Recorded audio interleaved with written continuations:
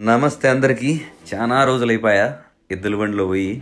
అందుకోసం ఎద్దుల బండి తీద్దామని గడ్డివాములోకి వస్తే ఓహోహోహో చాలా వెయిట్గా ఉంది ఎద్దుల బండి. ఆరాంగా దింపరా స్వామి, పడుతుంది కిందికి. దింపేశా.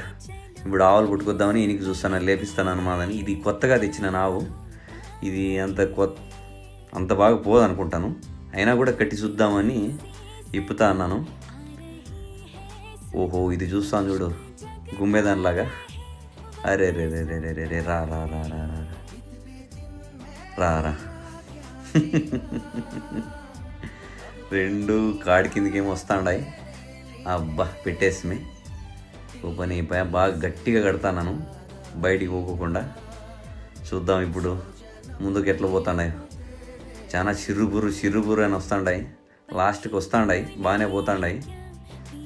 గాడీల్లోన కారులోన తిరిగి బేజారైపోయి ఈరోజు ఎద్దుల బండి కట్టుకొని పోతా ఉన్నాను.